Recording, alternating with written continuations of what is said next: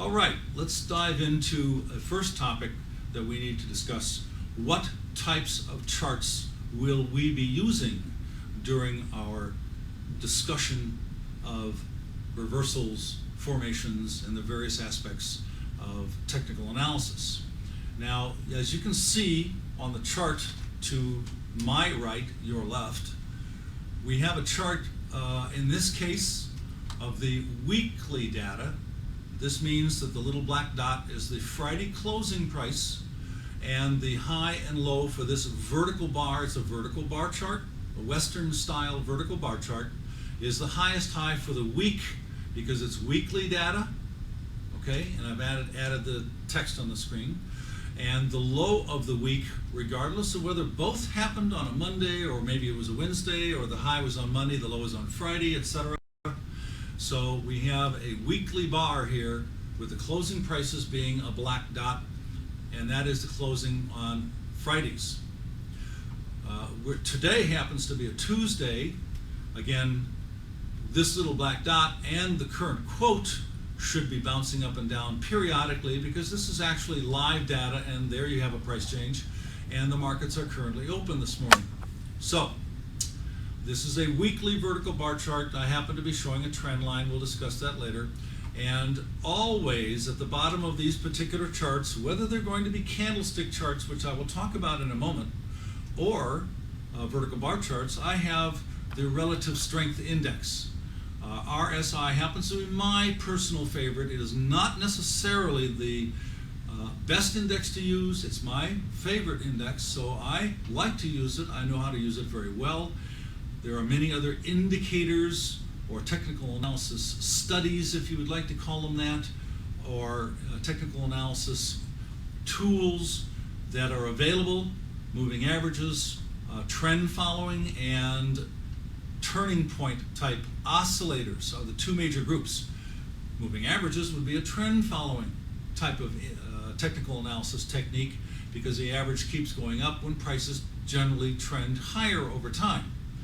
But as trends develop, markets jump around involving the trend, and you should be able to, and when you learn technical analysis very well, you will be able to frequently pick small or significant turning points up and down during this longer term trend, and oscillators are a good tool to use for that particular purpose, not moving averages. So when a market stops trending, oscillators tend to work very well. RSI is an oscillator. When markets continue to trend in general, trending type tools like moving averages, and there are many others, tend to work very well. There is a trick, and nobody seems to have the right answer yet, as to when a trending market turns into a trading range market and vice versa. It's always a decision that one would make a bit after the fact, when a trading range has been broken out of and the trend has started, past tense, and vice versa. A market goes into a sideways range for a while, past tense, and the trend seems to have stopped. Generally speaking, use Western style charts because of my experience in the markets starting in 1971. I have fallen in love with vertical bar charts at that time in the 70s and 80s. Frankly, in the United States, candlestick charts were not very popular, but they have become probably more popular these days than the standard Western style vertical bar chart. But you know, I'm stuck in the old way at the moment, and we will be looking mostly at vertical bar charts, which have the same data. The high of the wick, so we'll go back to the screen for a moment. When you have a candlestick, the high of the day is actually the top of this little wick here on the candle, and the low of the day is a wick that goes down below the body of the candlestick. So here, the opening was at the top of the body. We know it closed lower, so that the candle body is red, and the close is the low of the body. The low of this wick below the body is the low of the day. So we have the open and the close. We have the high of the day and the low of the day. And these are the four pieces of information that are identically provided, but in a different reference point with vertical bar charts. And I'm going to go back to vertical bar charts and show you the same information on this chart. Again, this is still the weekly chart of the NASDAQ. Here's the opening. It's a little tick mark to the left. The high of the week, the low of the week, and as you saw on the candlestick a moment ago, the close of this week was at the low of the whole week. So there was no tail, as you would call it, at the bottom of the candlestick. But here the close is significantly above the lowest low on the next bar. Let me flash back to a candlestick, and now that I've got the spacing correct, you can see the difference fairly easily and quickly. Close is higher, so the body of this, when I turn it to a candlestick, is green. The close is higher on this, so when I change it back to a vertical bar chart, you can see the close is higher, and it was a green candlestick. All right, so I'll be using Western style charts for the most part on these charts. I think it's very important to bring to your attention that a lot of people who look at charts tend to look at the last few months of data, might be 6 months, might even be a year, possibly 2 years. I stress to my brokers here at Solid Gold Financial Services and to clients as well to try and get the big picture. Try and look at as much historical data as you can, and I have a good example of that on this particular chart.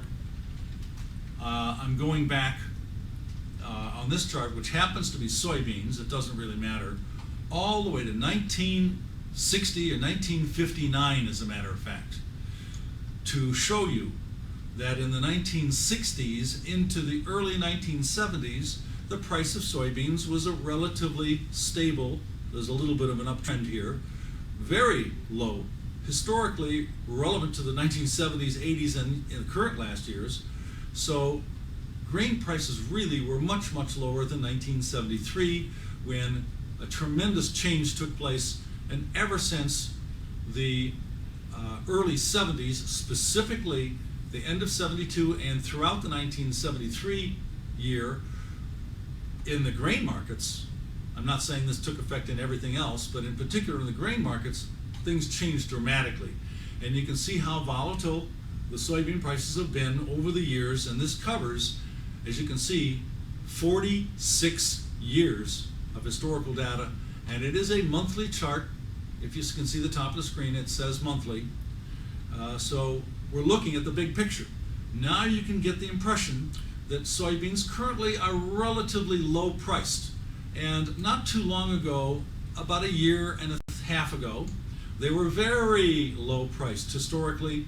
And in the early 2000 year or two, they were extremely low priced for decades, giving you the distinct impression that there was a major buying opportunity at hand. Now, another comment. From a psychological standpoint, a chartist has to realize that the fundamentals are always the most bullish at the top of markets, but you typically don't realize that at the time markets are topping out, the day markets are topping out. And the fundamentals are also, generally speaking, the most bearish at the bottom day. You will hear in the media extreme bearish commentary, possibly depressing type of comments, because people generally don't like bear markets. We who trade commodities and Forex really don't care. We just want to be bullish or bearish at the right time and make money whether it goes up or down, it doesn't matter. Margins are the same, values are the same, and there's no restrictions on getting into and or out of positions in Forex and futures, while there are some restrictions in securities. Also, back to the psychology again.